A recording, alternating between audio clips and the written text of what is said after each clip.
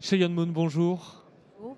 Vous êtes responsable du département de français, ancienne doyenne de l'Institut de la culture coréenne à l'université féminine de Soumyang. Oui, C'est une université historique qui a été voulue par la reine, je crois. oui, c'est une université qui a été fondée il y a 113 ans par la reine, et d'ailleurs c'est la dernière reine. Sous l'influence du confucianisme, on n'envoyait pas des filles à l'école. Donc la reine a regretté parce qu'elle a vu beaucoup de potentialité, la capacité des femmes. Donc elle a créé cette université. On avait commencé par les 5 filles de la famille noble. Une reine visionnaire, donc. Voilà. On parle de l'art et de la culture comme levier d'attractivité de la France. Pour les étudiants coréens, quelle est la vision de la France, ce qui remonte en premier, comment voient-ils la France?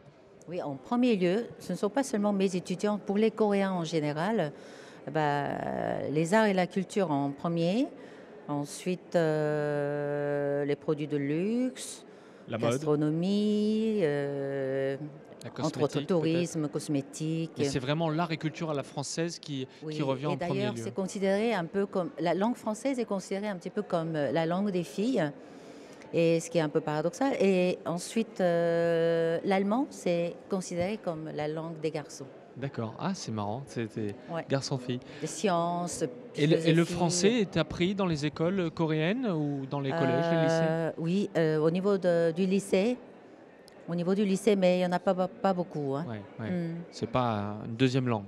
Non. C'est plutôt une troisième ou quatrième langue. Malik. Euh, Parlez-nous un petit peu de ce master double diplôme qui a été Oui. ouvert en collaboration avec l'université Paris-Dauphine. Dauphine, Justement. oui.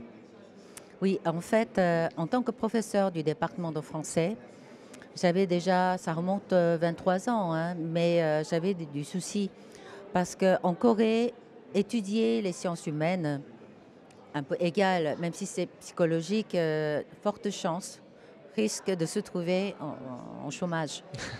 Son Donc travail derrière. voilà, donc j'ai beaucoup réfléchi sur les débouchés professionnels. Donc je me suis dit, qu'est-ce que la France représente en Corée?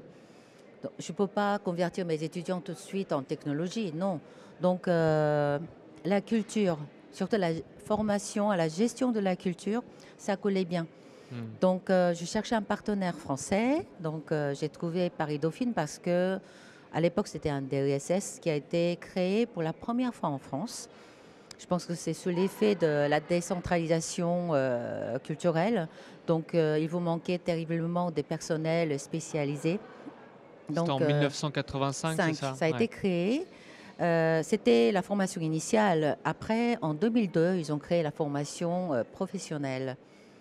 Voilà. À quel métier on peut se former derrière quand on parle de métier de la culture? Oh, c'est très très varié, hein. Donc dans le secteur de l'industrie culturelle, il y a les jeux vidéo, c'est ce qu'on appelle la K-pop, donc la musique. Ça, Ensuite, c'est un phénomène, la K-pop, qui arrive d'ailleurs aussi en France. Comme le gaming, Ah, complètement. Ouais. exactement, qui touche un oui, petit peu ça tout le monde entraîne, aujourd'hui. ce qui est épatant, c'est ça entraîne l'apprentissage de la langue coréenne aussi, hein. Mm, mm. Ensuite, on peut citer en fait beaucoup de domaines. Ensuite, en Corée, c'est pareil. Beaucoup de collectivités territoriales ouvrent leurs fondations culturelles. Donc, mes étudiantes, elles travaillent souvent dans ce genre de fondations ou alors des entreprises françaises.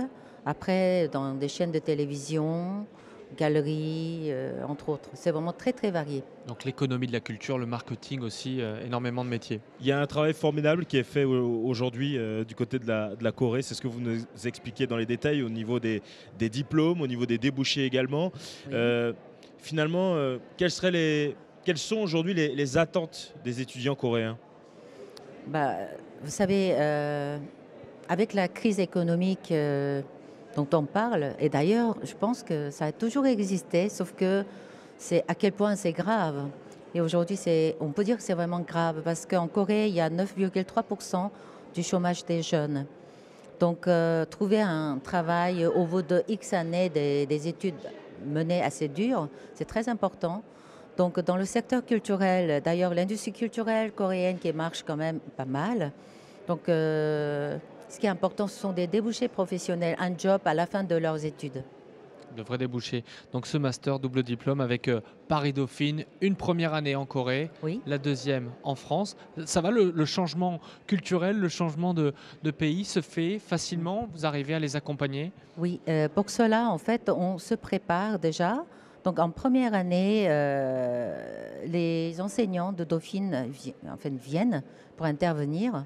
Donc, chaque fois qu'ils viennent, c'est 15 heures de cours. Donc, ils ont déjà le cours de la découverte et l'avant-goût de la formation.